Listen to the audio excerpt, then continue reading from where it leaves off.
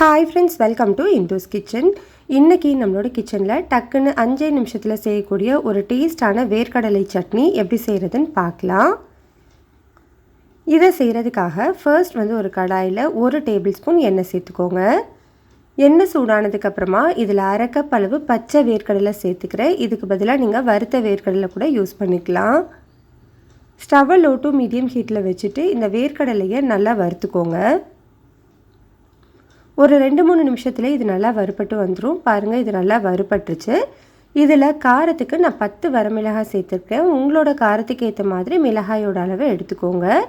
இது கூடவே ஒரு 10 பல்லு பூண்டு சேர்த்துருக்கேன். சின்னதாக இருக்கிறதுனால 10 சேர்த்துருக்கேன். கொஞ்சம் பெருசாக இருந்ததுன்னா 6 பல்லு பூண்டு சேர்த்துக்கோங்க. இந்த பூண்டையும் ஒரு 2-3 நிமிஷத்துக்கு வதக்கிட்டு இது கூட கொஞ்சமாக கருவேப்பிலை சேர்த்துட்டு ஒரு நிமிஷத்துக்கு வதக்கிக்கலாம்.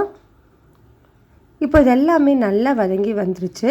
இந்த டைமில் நம்ம ஸ்டவ் ஆஃப் பண்ணுறதுக்கு முன்னாடி இதில் ஒரு சின்ன துண்டு புளி சேர்த்துக்கலாம்.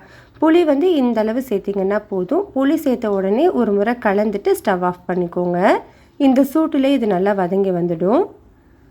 இப்போ இதெல்லாமே நல்லா ஆறட்டும். ஆறினதுக்கப்புறமா இது அப்படியே ஒரு மிக்ஸி ஜாரில் சேர்த்து இந்த சட்னிக்கு தேவையான அளவு உப்பு, 1 டீஸ்பூன் கல்லுப்பு சேர்த்துட்டு இதில் கொஞ்சமாக தண்ணி சேர்த்து நல்லா ஸ்மூத்தான சட்னியாக அரைச்சி எடுத்துக்கோங்க. இப்போ பாருங்கள், நான் சட்னி அரைச்சி எடுத்துகிட்டு வந்துட்டேன். இதை ஒரு பவுலுக்கு மாற்றிக்கலாம்.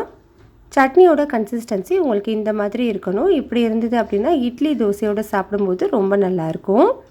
இப்போது இந்த சட்னியை தாளிக்கிறதுக்காக ஒரு சின்ன பேனில் 1 டேபிள் ஸ்பூன் எண்ணெய் சூடுபடுத்திட்டு 1/2 டீஸ்பூன் கடுகு, 1/2 டீஸ்பூன் பெருங்காயத்தூள், கொஞ்சமாக கருவேப்பிலை சேர்த்து தாளிச்சிட்டு சட்னியில் சேர்த்துக்கலாம். அவ்வளோதான், டேஸ்டான வேர்க்கடலை சட்னி ரெடி ஆகிடுச்சு. ட்ரை பண்ணி பாருங்கள். டேஸ்ட் ரொம்ப சூப்பராக இருக்கும். இந்த சிம்பிளான ரெசிபி பிடிச்சிருந்தால் லைக் பண்ணுங்கள், ஷேர் பண்ணுங்கள். இந்துஸ் கிச்சனை சப்ஸ்கிரைப் பண்ணிக்கோங்க.